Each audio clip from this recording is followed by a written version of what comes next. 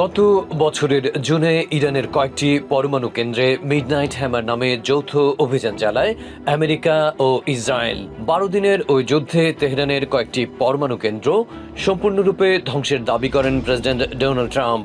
জানান বিশ্ব এখন মুক্ত। কিন্তু গত বছরের শেষ দিকে ওয়াশিংটন যান ইসরায়েলি প্রধানমন্ত্রী বেঞ্জামিন নেতানিয়াহু। এরপর থেকে দৃশ্যপটে নতুন এক ধোঁয়া ওঠে। বলা হয় ইরানের ক্ষেপণাস্ত্র কর্মসূচিও গোটা মধ্যপ্রাচ্যের জন্য হুমকি। অতএব দেশটির সমৃদ্ধ ক্ষেপণাস্ত্র প্রযুক্তিও নিঃশেষ করে ফেলতে হবে। স্টেট অব দ্য ইউনিয়ন ভাষণে খোদ প্রেসিডেন্ট দাবি করেন তেহরান এমন মিসাইল তৈরি করছে যা আমেরিকার মাটিতে আঘাত হানতে সক্ষম। এর মাঝে ওমানের মধ্যস্থতায় সুইজারল্যান্ডের জেনেভায় বিশেষ দূত স্টিভ উইটকফ এবং ট্রাম্পের জামাতা জ্যারেড কুশনারের সঙ্গে কয়েক দফা পরোক্ষ আলোচনাও হয় ইরানি প্রতিনিধি দলের। তবে তাতে কোনো ফল আসেনি, যে কারণে আশঙ্কা দেখা দেয় ট্রাম্পের হামলার হুমকি বাস্তব হয়ে দেখা দিতে পারে। এর মাঝে বিশ্বের সবচেয়ে বড় রণতরী ইউএসএস জেরাল্ড আর ফোর্ডও একেবারে জায়গা মতো পৌঁছে যায়। স্থানীয় সময় শনিবার ভোরের আলো তখনও পুরোপুরি ফোটেনি।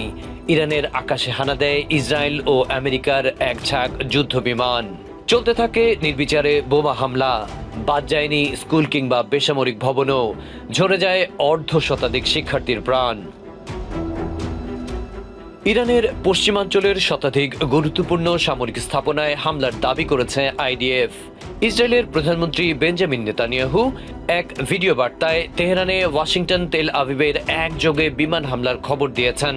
বলেছেন মূর্তিমান হুমকি মোকাবেলায় এই অভিযান চালানো ছাড়া কোনো উপায় ছিল না। অন্যদিকে প্রেসিডেন্ট ট্রুথ সোশ্যালে এক ভিডিও বার্তায় ঘোষণা দেন ইরানের বর্তমান শাসকদের উৎখাতে বড় ধরনের সামরিক অভিযান শুরু করেছে আমেরিকা। সন্ত্রাসবাদে বিশ্বের সবচেয়ে বড় পৃষ্ঠপোষক হিসেবে দেশটির সর্বোচ্চ ধর্মীয় নেতা আয়াতুল্লাহ আলী খামেনি ও তার অনুসারীদের উল্লেখ করেন তিনি। সেই সঙ্গে Islamic revolutionary guard corps IRGC সহ দেশটির সশস্ত্র বাহিনী ও আইন শৃঙ্খলা বাহিনীর সদস্যদের আত্মসমর্পণের নির্দেশ দিয়েছেন।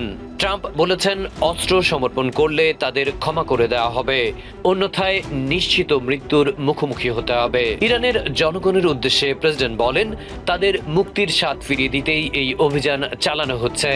তাই হামলা শেষে জনতাকে সরকারি ক্ষমতা নিজেদের হাতে তুলে নেয়ার আহ্বান জানান ট্রাম্প। প্রেসিডেন্ট বলেন যুদ্ধে ক্ষয়ক্ষতি হয়, তবে বৃহত্তর স্বার্থে তা মেনে নিতে হয়। অন্যদিকে সূত্রের বরাতে আল জাজিরা বলছে সর্বোচ্চ নেতার অবস্থানের খুব কাছাকাছি বিমান হামলা চালানো হলেও এখনও খামেনি এবং প্রেসিডেন্ট মাসুদ পেজেশকিয়ান নিরাপদেই আছেন। ইরানের সাথে চলমান পরমাণু আলোচনা নিয়ে সন্তুষ্ট নন প্রেসিডেন্ট ডোনাল্ড ট্রাম্প। শুক্রবার হোয়াইট হাউসের সাংবাদিকদের প্রশ্নের উত্তরে এই কথা জানান তিনি। প্রেসিডেন্ট বলেন বিশ্বের শ্রেষ্ঠ সামরিক বাহিনী থাকলেও তিনি তা ব্যবহার করতে চান না, তবে কখনো কখনো সামরিক শক্তি প্রয়োগ করতে হয় বলেও মন্তব্য করেন তিনি। এদিকে সম্ভাব্য সংঘাতের আশঙ্কায় জরুরি দায়িত্বে নিয়োজিত না থাকা কর্মীদের ইসরায়েল ত্যাগের নির্দেশ দেন তেল আভিভে আমেরিকার রাষ্ট্রদূত Mike Huckabee. No, I'm not happy with the fact that they're not willing to give us what we have to have. ইরানের সাথে চুক্তি করতে আগ্রহী হলো চলমান পরমাণু আলোচনা নিয়ে সন্তুষ্ট নন বলে জানিয়েছেন প্রেসিডেন্ট ডোনাল্ড ট্রাম্প। জেনিভায় জ্যারেড কুশনার ও ইরানি কর্মকর্তাদের বৈঠক শেষ হওয়ার একদিন পর শুক্রবার হোয়াইট হাউসের সাংবাদিকদের তিনি বলেন বিশ্বের শ্রেষ্ঠ সামরিক বাহিনী থাকলেও তিনি তা ব্যবহার করতে চান না, তবে অনেক সময় প্রয়োজনে সামরিক শক্তি প্রয়োগ করতে হয়। We have the greatest military anywhere in the world. There's nothing close. I'd love not to use it, but sometimes you have to. Trump জানান ইরানকে পারমাণবিক অস্ত্র প্রস্তুত করতে দেওয়া হবে না। Well, we haven't made a final decision. We're not exactly happy with the way they're negotiating. They cannot have nuclear weapons. মধ্যপ্রাচ্যে দীর্ঘস্থায়ী সংঘাতের ঝুঁকি থাকলেও মিডনাইট হ্যামার এর মতো অভিযানের সফলতার কথা মনে করিয়ে দেন Trump. Myself, Soleimani, al-Baghdadi, everything's worked out, and then we do the Midnight Hammer. ইরানের সাথে চুক্তি এবং আলোচনা নিয়ে অসন্তুষ্ট ট্রাম্প অবশ্য পাকিস্তান এবং আফগানিস্তানের মধ্যকার যুদ্ধ পরিস্থিতিতে মধ্যস্থতার কথা জানিয়েছেন। এছাড়া পাকিস্তানের নেতৃত্বের প্রশংসাও করেন তিনি।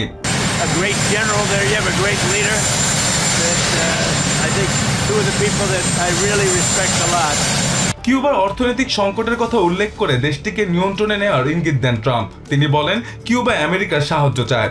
and it's really right now a nation in deep trouble, and they want our help. এদিকে সম্ভাব্য সংঘাতের আশঙ্কায় শুক্রবার ইসরায়েলের নিযুক্ত আমেরিকার দূতাবাসে জরুরি দায়িত্ব নিয়োজিত নন এমন কর্মীদের তেল আভিভ ত্যাগের নির্দেশ দেওয়া হয়েছে। সাবেক deputy national security adviser Victoria Coates Fox নিউজকে বলেন, এই সিদ্ধান্ত মূলত সম্ভাব্য হামলার আগে আমেরিকানদের লক্ষ্যবস্তু হওয়ার ঝুঁকি কমানোর প্রস্তুতি। অভ্যন্তরীণ বিক্ষোভ এবং অর্থনৈতিক সংকট ইরানকে আলোচনার টেবিলে নতি স্বীকার করতে বাধ্য করতে পারে বলে ধারণা করছেন এই নিরাপত্তা বিশ্লেষক। সাবেক জেনারেল জ্যাকিনের মতে, তেহরান আলোচনার আড়ালে আসলে তাদের পরমাণু ও ক্ষেপণাস্ত্র কর্মসূচি পুনরুদ্ধারের চেষ্টা চালাচ্ছে। শান্তি রক্ষায় ট্রাম্প শক্তি প্রয়োগে দ্বিধা করবে না বলেও মনে করেন কিন। আমেরিকার দূতাবাস থেকে কর্মীদের সরিয়ে নেওয়াকে ইরানের সাথে বড় সংঘাতের ইঙ্গিত হিসেবে দেখছেন ন্যাশনাল সিকিউরিটি ইনস্টিটিউটের প্রতিষ্ঠাতা জামিল জাফর। এদিকে ট্রাম্পের হুমকির মধ্যেই সৌদি আরবের প্রিন্স সুলতান এয়ারবেসে আমেরিকার সামরিক বিমানের সংখ্যা 27 থেকে বেড়ে 43-এ দাঁড়িয়েছে। যদিও সৌদি আরব তাদের আকাশসীমা ব্যবহারের অনুমতি দেয়নি, তবে এই নজিরবিহীন সামরিক উপস্থিতি তেহরানের উপর চূড়ান্ত চাপের ইঙ্গিত দিচ্ছে। মধ্যবর্তী নির্বাচন ঘনিয়ে আসার সঙ্গে সঙ্গে বিভিন্ন স্টেটে প্রার্থী বাছাইয়ের লড়াই শুরু হচ্ছে। এর মাধ্যমে প্রাইমারি ভোটেই ঠিক হবে নভেম্বরে কারা চূড়ান্ত প্রতিদ্বন্দ্বিতায় নামবেন। রিপাবলিকান ও ডেমোক্রেটরা টেক্সাস, নর্থ ক্যারোলাইনা ও আরকানসাসে প্রাইমারির মাধ্যমে নিজেদের প্রার্থী নির্ধারণ করছে। নভেম্বরে ডেমোক্রেটরা হাউস বা সেনেটে সংখ্যাগরিষ্ঠতা পেলে তারা ওয়াশিংটনে রিপাবলিকানদের একচ্ছত্র ক্ষমতা নিয়ন্ত্রণ করতে পারবেন।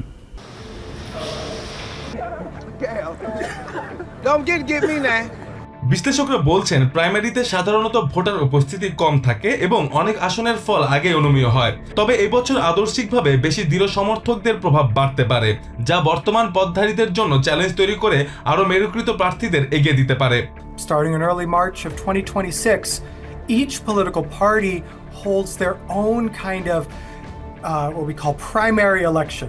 এমরি ইউনিভার্সিটির অধ্যাপক বার্নার্ড ফ্রাগা বলেন, যখন নভেম্বরের প্রতিযোগিতা তেমন হবে না বলে মনে হয়, তখন প্রাইমারিতে ভোটারের তুলনামূলকভাবে বেশি চরম বা ভিন্নধর্মী প্রার্থী বেছে নিতে স্বচ্ছন্দ বোধ করেন। তার ভাষায়, প্রাইমারি মূলত দলটির কট্টর সমর্থকদের নিজেদের পছন্দ প্রতিষ্ঠার সুযোগ।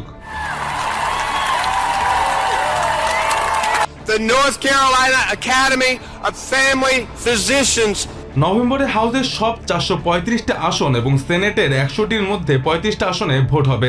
টেক্সাস ও নর্থ ক্যারোলাইনায় সেনেট প্রাইমারি বিশেষ গুরুত্বপূর্ণ, কারণ রিপাবলিকানদের অল্প ব্যবধানের সংখ্যাগরিষ্ঠতা উল্টে দিতে ডেমোক্র্যাটদের এসব আসনে জয় প্রয়োজন। ঐতিহাসিকভাবে হোয়াইট হাউসে থাকা দলই মধ্যবর্তী নির্বাচনে আসন হারায়, আর ডেমোক্র্যাটদের সেনেট নিয়ন্ত্রণে নিতে দরকার মাত্র 4টি আসন উল্টে দেওয়া।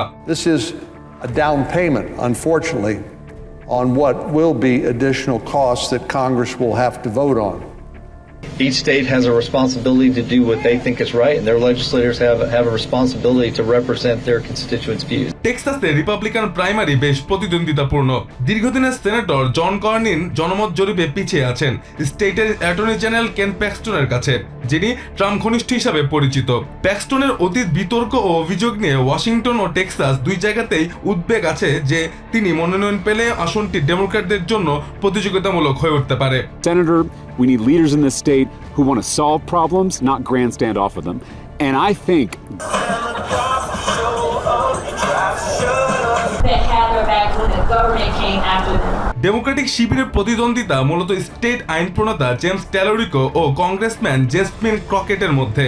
সাবেক শিক্ষক ও ধর্মতত্ত্ব শিক্ষার্থী ট্যালোরিকো ধর্মীয় যুক্তি ব্যবহার করে রিপাবলিকানদের সমালোচনা করেন, আর ক্রকেট প্রগতিশীল ভোটারদের উজ্জীবিত করার চেষ্টা করছেন।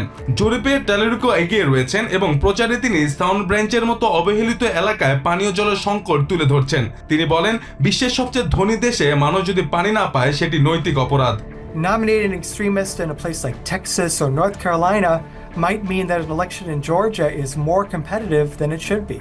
বিশ্লেষকদের মতে টেক্সাসের ডেমোক্র্যাটদের জয় শুধু সেনেট উল্টে দেওয়ার সম্ভাবনায় বাড়াবে না, ভবিষ্যতে আমেরিকার রাজনীতির দিক নির্দেশনাও ইঙ্গিত দিবে। নর্থ ক্যারোলাইনায় সাবেক ডেমোক্র্যাট গভর্নর রয় কুপার রিপাবলিকান নেতা মাইকেল ওয়ার্ডলির বিরুদ্ধে লড়তে পারেন। এই লড়াই সেনেট নিয়ন্ত্রণের সমীকরণে গুরুত্বপূর্ণ।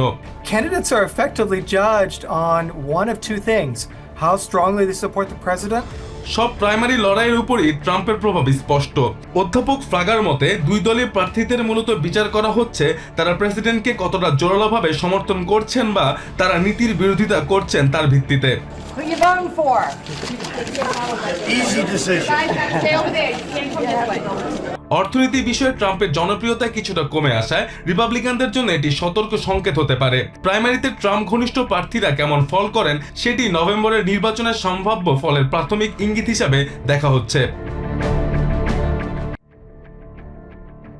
কুখ্যাত যৌন অপরাধী জেফ্রি এপস্টিনের অপকর্মের সাথে যোগসাজশ বিষয়ে হাউস ওভারসাইট কমিটির সদস্যদের কাছে সাক্ষ্য দিয়েছেন সাবেক প্রেসিডেন্ট বিল ক্লিন্টন। শুক্রবার নিউ ইয়র্কের চাপাকোয়ায় শুনানিটি অত্যন্ত গোপনীয়তার সাথে করা হয়।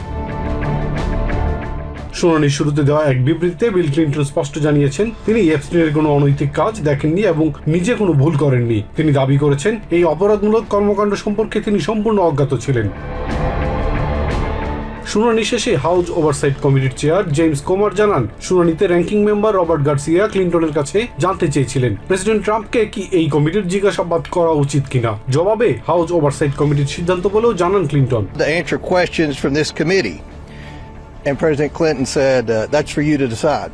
শুনানিতে প্রেসিডেন্ট ক্লিন্টন খুবই সহযোগিতাপূর্ণ আচরণ করেছেন বলে জানিয়েছেন কংগ্রেসম্যান অ্যানা পলিনা লুনা। প্রকৃত বিচার নিশ্চিত করতে হাউস ওভারসাইট কমিটির কাছে লিসলে গ্রোভ, সারা ক্যালেন, নাদিয়া মারিচিনকোভা এবং আদ্রিয়ানা রস নামের 4 জন সাক্ষীর নাম প্রস্তাব করেছেন তিনি। নির্দলীয়ভাবে বিচার কাজ সম্পন্ন করার জন্য এই 4 জনকে ওভারসাইট কমিটির জিজ্ঞাসাবাদ করা প্রয়োজন বলেও জানান তিনি। And that it leads me to believe that if we can remove the partisan nature of this investigation, we actually might be able to get justice. And so I will be calling on the house oversight কমিটির ranking member Robert Garcia জানিয়েছেন Glenn ম্যাক্সওয়েলের আদালতে দেওয়া জবানবন্দি যাচাইয়ের জন্য president Donald ট্রাম্পকে কমিটির কাছে সাক্ষ্য দেওয়া উচিত। প্রেসিডেন্ট ট্রাম্পের কাছে গুরুত্বপূর্ণ প্রশ্ন রয়েছে বলে উল্লেখ করেন তিনি। That we have a new precedent in this country where we can now demand president and former presidents to testify in front of the Oversight Committee. ওয়াশিংটনের ডেমোক্রেটিক কংগ্রেসম্যান এমিলি রেন্ডাল বলেন কেউই আইনের ঊর্ধ্বে নয়, সে কারণে হাউস ওভারসাইট কমিটির কাছে Howard লাটনিং, Sally লামার্স এবং অবশ্যই প্রেসিডেন্ট ডোনাল্ড ট্রাম্পেরও সাক্ষ্য দেওয়া উচিত বলে মনে করেন তিনি। with information, whether that's Howard Lutnick, Bill Gates, Larry Summers, and yes, even and especially Donald Trump. বিল ক্লিন্টনের জিজ্ঞাসাবাদের একদিন আগে বৃহস্পতিবার একই কমিটির সামনে শুনানিতে প্রশ্নের মুখোমুখি হন সাবেক স্টেট সেক্রেটারি হিলারি ক্লিন্টনও।